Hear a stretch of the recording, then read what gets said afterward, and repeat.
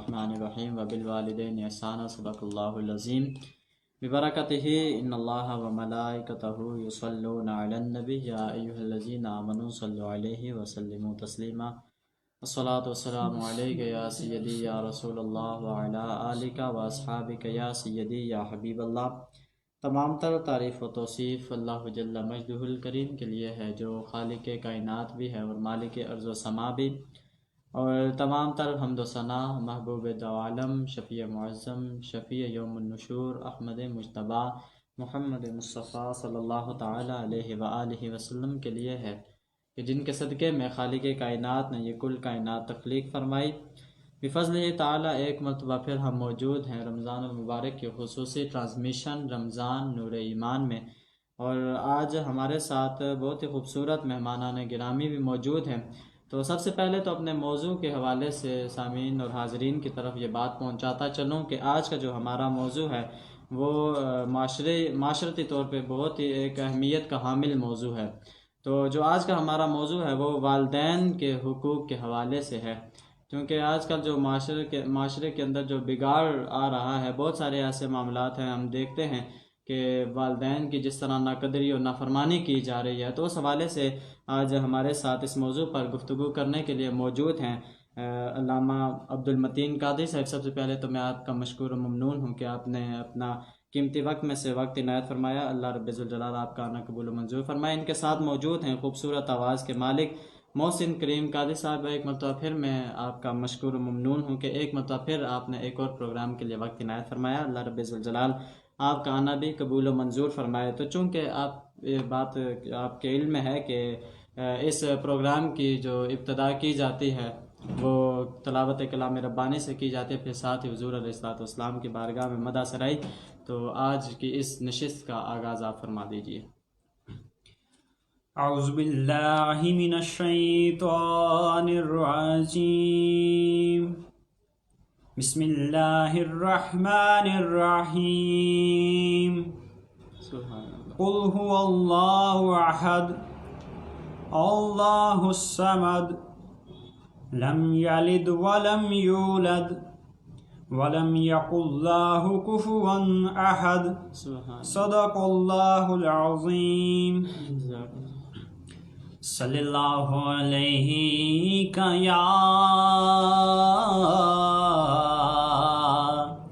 یا رسول اللہ، وسلم علیک یا حبیب اللہ۔ مجھ پہ بھی چشم کرم اے میرے آقا کرنا، مجھ پہ بھی چشم کرم اے میرے آقا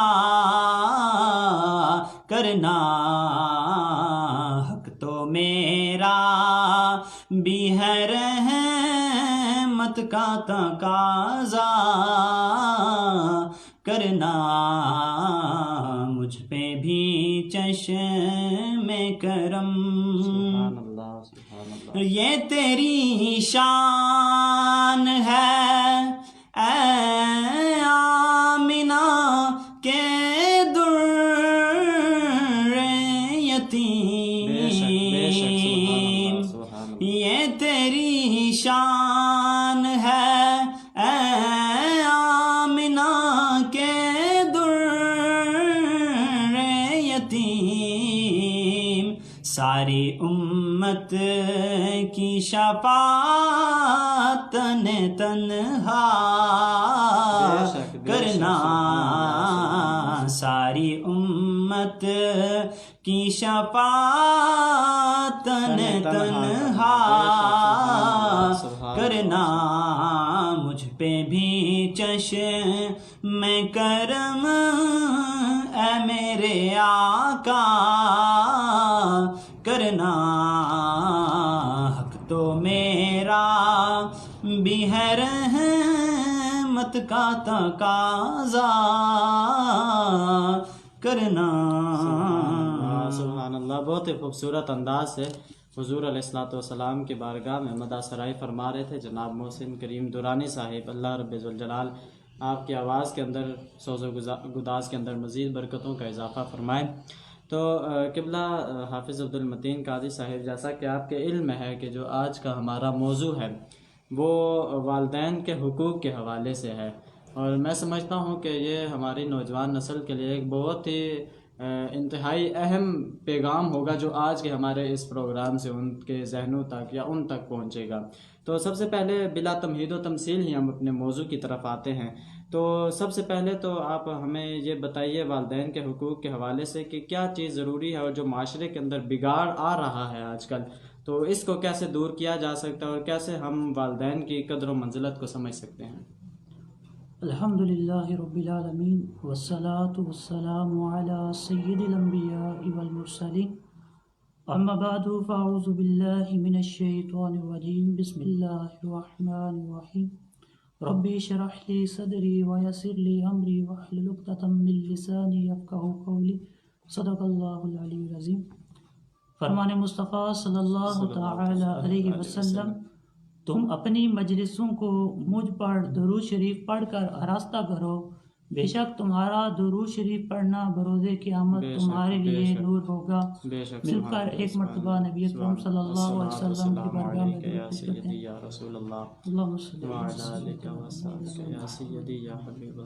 اللہ۔ سب سے پہلے میں آپ کی ٹیم کا شکریہ ادا کرتا ہوں کہ آپ نے اس بندہ ناچیز کو اپنے اس پروگرام میں بلایا۔ میں کوشش کرتا ہوں کہ اس معاشرے کے اوپر ایک نظر ڈال کر جو آج کل رویہ ہمارے نوجوان نسل والدین کے ساتھ اپنا رہی ہے اس کو قرآن و حدیث کی روشنی میں بیان کرنے کی کوشش کروں گا۔ اللہ سے دعا ہے اللہ حق سچ بیان کرنے کی توفیق عطا فرمائے۔ اللہ عز و جل نے ایک مرتبہ حضرت سیدنا سلیمان علیہ نبی علیہ السلام کو وحی بھیجی کہ سمندر کے کنارے جائیے اور میری قدرت کا نظارہ کیجیے۔ آپ اپنے مصاحبین کے ہمراہ تشریف لے گئے، مگر کوئی ایسی چیز نظر نہ آئی، چونکہ ایک جن کو حکم دیا کہ سمندر میں غوطہ لگا کر اندر کی خبر لاؤ۔ اس نے غوطہ لگانے کے بعد واپس آ کے عرض کی کہ میں تہ تک نہیں پہنچ سکا اور نہ ہی کوئی شے نظر آئی۔ آپ نے اس سے طاقتور جن کو حکم دیا جو اس سے پہلے جن کے مقابلے میں دگنی طاقت رکھتا تھا، وہ بھی کوئی خبر نہ لا سکا۔ پھر آپ نے اپنے وزیر حضرت آصف بن برحیہ کو حکم دیا اور وہ تھوڑی ہی دیر میں سمندر کی تہہ سے ایک عالی شان کافوری 4 دروازوں والا سمندری گنبد حضرت سلیمان کے پاس لے آئے۔ اس کے دروازے کے اوپر ایک جو دروازہ تھا وہ موتی کا تھا، دوسرا دروازہ اس کا ہیرے کا تھا، اور تیسرا یاقوت کا، اور چوتھا زمرد کا تھا۔ چاروں دروازے کھلے ہونے کے باوجود سمندر کا پانی اس کا ایک قطرہ بھی اندر نہیں گیا۔ اس سمندری گنبد کے اندر جب حضرت سلیمان علیہ السلام نے دیکھا کہ اس کے اندر کیا ہے، ایک حسین نوجوان صاف ستھرے لباس میں مشغول نماز ہے۔ جب وہ نماز سے فارغ ہوا تو آپ نے اسے سلام کر کے اس سے اس سمندری گنبد کا راز دریافت کیا۔ اس نے عرض کی یا نبی اللہ، میرا باپ معذور اور والدہ نابینا تھی، الحمدللہ میں نے 70 سال ان کی خدمت کی۔ میری ماں نے انتقال سے پہلے دعا کی یا اللہ عز و جل میرے بیٹے کو درازی عمر بالخیر عطا فرما۔ والد محترم نے بھی بوقت وفات دعا فرمائی یا اللہ میرے بیٹے کو ایسی جگہ عبادت پہ لگا کہ شیطان مداخلت نہ کرے۔ والد مرحوم کی تدفین کے بعد جب میں ساحل سمندر پہ آیا تو مجھ پر سمندری گنبد نظر آیا اور میں اس کے اندر داخل ہو گیا، اور اتنے میں ایک فرشتہ آیا اور اس نے اس گنبد کو سمندر کی تہہ میں اتار دیا۔ حضرت سیدنا سلیمان علیہ نبی صلی اللہ علیہ وسلم نے استفسار یعنی پوچھنے پر اس سے عرض کی کہ میں حضرت سیدنا ابراہیم کے دور سے یہاں پہ ہوں۔ حضرت سیدنا سلیمان علیہ السلام نے جان لیا کہ اس کو 2000 سال اس سمندری گنبد میں گزر چکے ہیں، مگر اب تک جوان ہے، اس کا ایک بال بھی سفید نہیں ہوا تھا۔ غذا کے متعلق اس سے پوچھا، روزانہ ایک سبز پرندہ اپنی چونچ میں کوئی زرد یعنی پیلی چیز لاتا ہے اور اسے میں کھا لیتا ہوں، اس میں دنیا کی تمام نعمتوں کی لذت ہوتی ہے، اس سے میری بھوک اور پیاس مٹ جاتی ہے۔ اس کے علاوہ الحمدللہ گرمی، سردی، نیند، سستی کچھ بھی میرے اوپر گھبراہٹ کوئی بھی چیز جو ہے وہ میرے اوپر طاری نہیں ہوتی۔ اس کے بعد اس نوجوان کی خواہش پر حضرت سیدنا سلیمان علیہ نبی صلی اللہ علیہ وسلم کے حکم پا کر آصف بن برہیہ نے وہ سمندری گنبد کو اٹھا کر سمندر کی تہہ تک پہنچا دیا۔ اس کے بعد حضرت سیدنا سلیمان علیہ نبی صلی اللہ علیہ وسلم نے فرمایا کہ ہے لوگو، آپ سب پر رحم فرمائیے، دیکھا کہ آپ نے والدین کی دعا کس قدر مقبول ہوئی اور ماں باپ کی نافرمانی سے بچو۔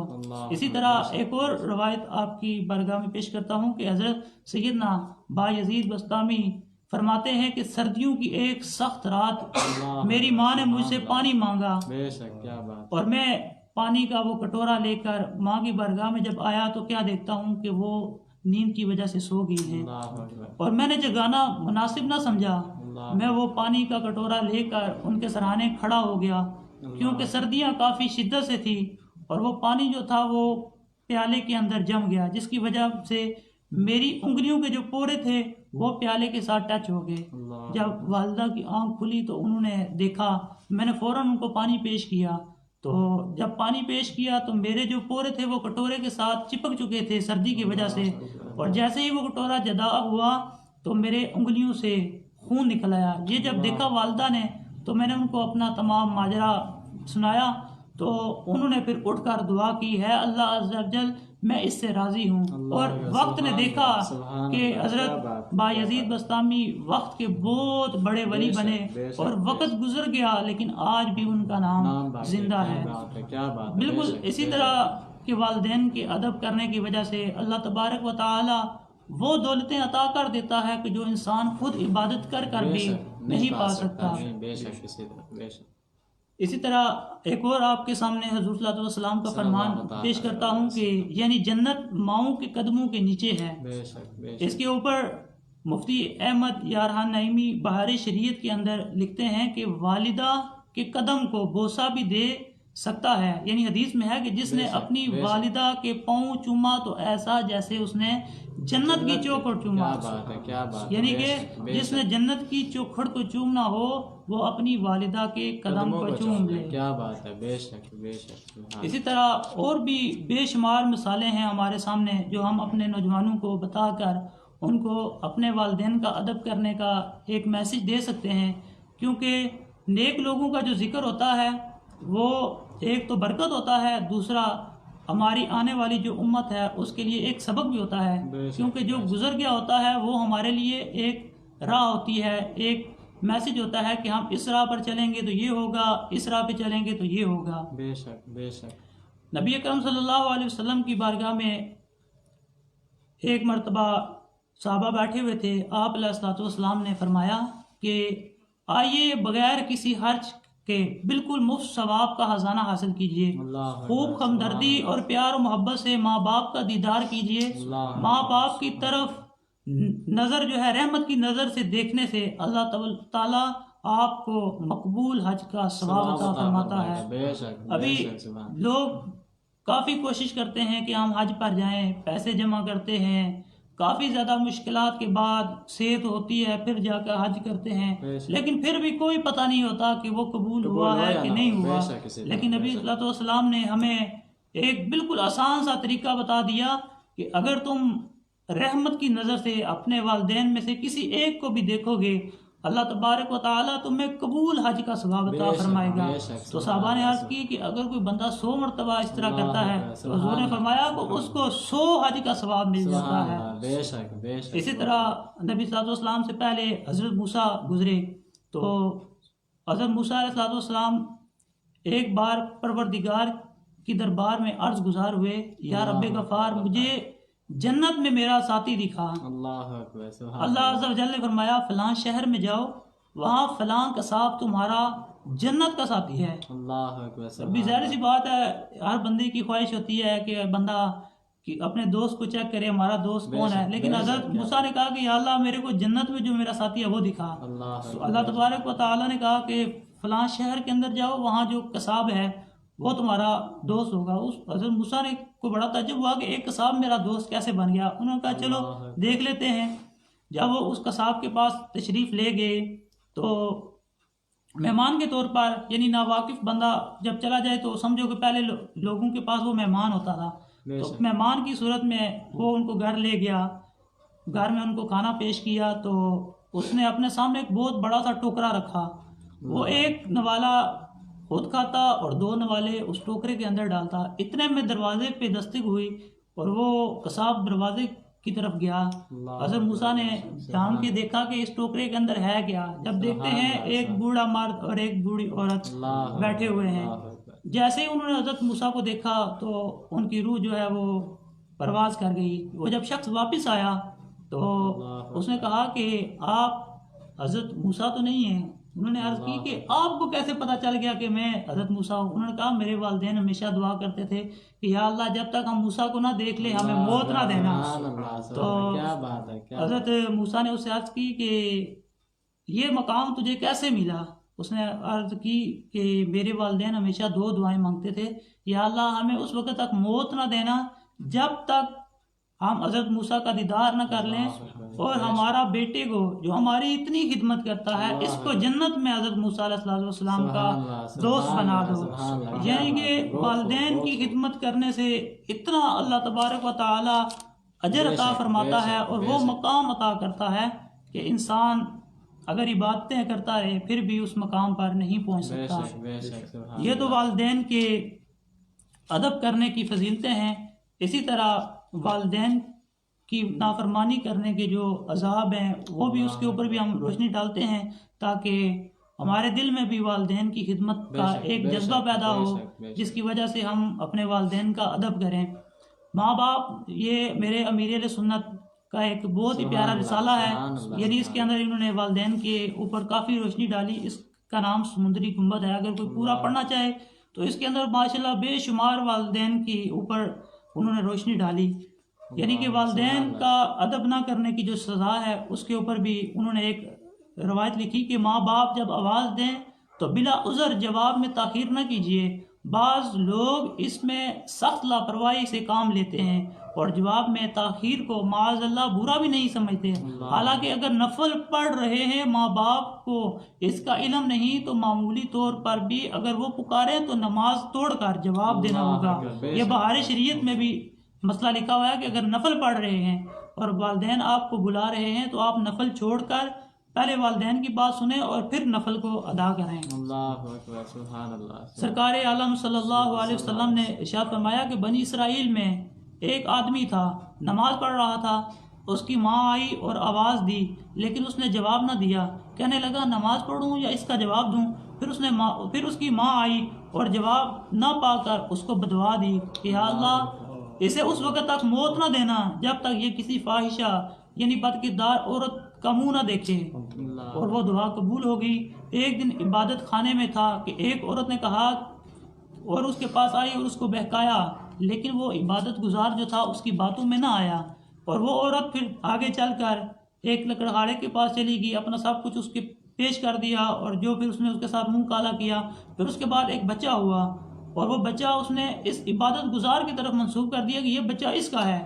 لوگوں نے پھر عبادت گزار جو تھا اس کا آ کے عبادت کی جو جگہ تھی، جو اس نے ایک کمرہ بنایا ہوا تھا جھونپڑی، اس کو توڑ دیا۔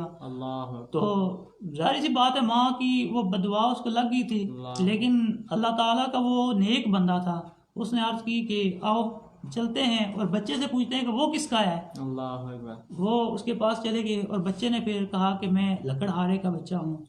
یعنی کہ نیک بندہ بھی اگر ہو، ماں باپ اس کو بھی بدعا دیں تو وہ بھی اس کے حق میں قبول ہو جاتی ہے، اور ہم جیسے گناہگار بندے اپنے پورا دن رب کی نافرمانی کرتے ہیں، اگر ہمارے ساتھ یہ معاملہ ہو جائے تو پھر ہمارا کیا بنے گا؟ یعنی عبادت گزار لوگوں کو اگر والدین بدعا دے دیں تو وہ بھی اللہ تعالیٰ اس کی جھلک دکھلاتا ہے، اور جب ہمارے ساتھ اللہ نہ کرے ایسا کوئی معاملہ ہو، اس لیے ہم سب کو چاہیے کہ ہم اپنے والدین کا ادب کریں، ان کے ساتھ نرمی کے ساتھ پیش آئیں، جیسے کہ انہوں نے ہمارے کو بچپن میں پالا۔ یہ والدین جو ہے وہ گھر کی رونق ہوتے ہیں، اگرچہ والدین بوڑھے ہو جائیں، کچھ بھی نہ کریں، چارپائی کے اوپر بیٹھے رہیں، پھر بھی وہ گھر کے بادشاہ ہوتے ہیں، گھر کی رونق ہوتی ہیں، ان کے بغیر گھر جو ہے وہ بالکل سہانا ہو جاتا ہے۔ اور جن کے والدین اس دنیا سے چلے جاتے ہیں، پتہ انسان کو تب لگتا ہے جب باغ اجڑ جاتا ہے۔ اللہ تبارک و تعالیٰ سے دعا ہے اللہ تعالیٰ ہم سب کو اپنے والدین کا ادب کرنے کی توفیق عطا فرمائے. آخر دعوانا ماشاء اللہ بہت ہی خوبصورت انداز سے والدین کے حقوق کے حوالے سے بات کر رہے تھے، اور ساتھ ہی حضور علیہ الصلوۃ والسلام کے فرمودات اور جو حکایت امیز واقعات ہیں ان کے توسل سے اس موضوع کی طرف بڑی خوبصورت آپ نے گفتگو کی. تو میں یہاں پہ بات کہنا چاہوں گا کہ وہ حضور علیہ الصلوۃ والسلام کا آپ نے فرمان رکھا آگے، تو میں حضور علیہ الصلوۃ والسلام کا پڑھ رہا تھا، فرمان ایک گزرا میرے سامنے سے. حضور فرماتے ہیں مجھے فجر کی 2 سنتیں بڑی محبوب ہیں، لیکن حضور آگے فرماتے ہیں کہ یہ میں پڑھ رہا ہوں، ابھی اسی دوران ہوں، تو مجھے میری والدہ محمد کہہ دیں، صرف بلا لیں تو میں وہ توڑ دوں، اپنی والدہ کے پاس پہنچ جاؤں. ٹھیک ہے، تو یہ حضور علیہ الصلوۃ والسلام نے پیغام دے کر بتایا کہ اگر ایسا ہو، ٹھیک ہے، اگر میرے ساتھ ایسا جو ہے، حضور کائنات کے والی، کائنات کے مالک، آپ فرماتے ہیں میرے ساتھ ایسا ہو تو مجھے اگر والدہ بلائیں تو میں توڑ دوں نماز. لیکن آج ہماری والدین ہمیں بلائیں اور جناب ہم موبائل کے اندر ہیں، ہم اپنے کاموں کے اندر مصروف رہتے ہیں، والدین کو ہم ترجیح نہیں دیتے. اسی طرح حضور کے ایک صحابی تھے حضرت علقمہ رضی اللہ تعالیٰ عنہ، تو آپ کے پاس آگے، حضور کے پاس آگے صحابہ کہنے لگے یا رسول اللہ آپ کا ایک غلام ہے، تو غلام کی نزا کا عالم ہے، آخری وقت چل رہا ہے، لیکن اس کی روح نکل نہیں رہی. تو حضور علیہ الصلوۃ والسلام نے صحابہ کرام کو لیا، چلتے ہیں جا کے دیکھتے ہیں معاملہ کیا ہے. اب حضور پاس گئے، دیکھا علقمہ ہے، روح حلق میں اٹکی ہوئی ہے. تو حضور علیہ الصلوۃ والسلام نے پوچھا کہ وجہ کیا ہے، والدہ کو بلایا جا، والدہ سے پوچھ لیتے ہیں. اب والدہ کو جب لایا گیا تو پوچھا کہ کیا وجہ ہے علقمہ کا یہ حال، یہ عالم کیسا؟ تو عرض کرنے لگی کہ یا رسول اللہ یہ اپنی بیوی کو مجھ پہ ترجیح دیتا ہے، میری بات نہیں مانتا، بیوی کو ترجیح دیتا ہے. تو حضور علیہ الصلوۃ والسلام نے فرمایا تو اگر ایسا معاملہ ہے، بیوی کو آپ پہ ترجیح دیتا ہے، تو ایسا کرتے ہم اسے، چونکہ روح اس کی ایسے نہیں نکلے گی جب تک آپ اسے معاف نہ کریں گی. اور والدہ تھی، معاف نہیں کر رہی تھی، تو حضور نے فرمایا ایسا کیا جائے صحابہ جاؤ جا کے لکڑیاں جمع کر لو. اب جب لکڑیاں حکم ملا تو والدہ پوچھنے لگی یا رسول اللہ یہ لکڑیوں کو کیا کریں گے آپ؟ تو حضور نے فرمایا کہ آپ کی بات نہیں مانتا، روح نکلے گی نہیں، جلا دیتے ہیں. اب یہی ہو سکتا ہے، یہی ہمارے پاس آخری آپشن رہ گیا، یہی ہے اب آخری حال کہ جلا دیتے ہیں. جب جلنے کا سنا کہ میرا بیٹا ہے تو میرا بیٹا میرے ہی بطن سے نکلا ہے بھائی، اب اسے جلا دیا جائے میری آنکھوں کے سامنے. تو والدہ نے فوراً وہیں پہ معاف کیا. ابھی وہاں پہ معافی کے الفاظ والدہ کے منہ سے ادا ہی ہوئے تھے کہ علقمہ کی روح الگ سے نکل گئی، وہ ان کی روح پرواز کر گئی. یہ اتنا بڑا سبق ہے ہمارے لیے، اگر ہم غور سے دیکھیں کہ حضور کے صحابی ہیں، حضور کے پیچھے نمازیں پڑھنے والے ہیں، حضور کی اقتداء میں کھڑے ہونے والے ہیں، حضور علیہ الصلوۃ والسلام کے بتائے ہوئے طریقوں پہ چلنے والے ہیں، حضور علیہ الصلوۃ والسلام کے ساتھ جنگوں میں شامل ہونے والے ہیں، غزوات میں شامل ہونے والے ہیں. کئی غزوات کے اندر حضرت علقمہ شامل ہیں، لیکن والدہ کی نافرمانی کی تو اللہ رب ذوالجلال نے آخری لمحے پہ لا کے روک دیا کہ علقمہ اب جب تک والدہ سے تمہیں تمہاری وہ رضا نہیں ملے گی تب تک تم ہمارے پاس بھی نہیں آ سکتے. تو یہ اتنا بڑا ہمارے لیے سبق ہے، صرف اس واقعے کو ہم دیکھ لیں تو ہمیں بھی چاہیے کہ بہت ہی خوبصورت آپ نے حکایت آمیز واقعات ہمارے سامنے رکھے، اور یہی ہماری نوجوان نسل کے لیے پیغام ہے کہ اپنے والدین کے ساتھ حسن سلوک سے پیش آئیں، جیسے کہ قرآن پاک کے اندر حکم ہے. ٹھیک ہے، اور قرآن پاک کے اندر تو باقاعدہ طور پہ اس کی آگے وضاحت بھی موجود ہے، اور ہمیں چاہیے کہ قرآن پاک کے اوپر بھی اور جو ہمارے حضور علیہ الصلوۃ والسلام نے فرمودات رکھے، جو آپ کے دور کے اندر واقعات ایسے رونما ہوئے، ہم ان تمام واقعات کو، ان تمام آیات کو، ان تمام فرمودات کو سامنے مد نظر رکھتے ہوئے حضور علیہ الصلوۃ والسلام کے جو بتائے ہوئے طریقے ہیں ان پر چلنے والا اللہ رب ذوالجلال ہمیں بنائے. تو بہت ہی خوبصورت آج کا یہ موضوع آپ لے کر چلتے رہے. اللہ رب ذوالجلال آپ کا نام ایک مرتبہ پھر آپ کا مشکور و ممنون ہوں، آپ نے وقت عنایت فرمایا. تو جناب محسن کریم دورانی صاحب آج کی اس خوبصورت نشست کا اختتام آپ حضور علیہ الصلوۃ والسلام کی مدح سرائی سے فرما دیجیے. مجھ پہ بھی چشم کرم ہے میرے آقا کرنا، مجھ پہ بھی چشم کرم ہے میرے آقا کرنا، حق تو میرا بھی ہے رحمت کا تقاضا کرنا، حق تو میرا بھی ہے رحمت کا تقاضا کرنا. اور مجھ پہ محشر میں نصیر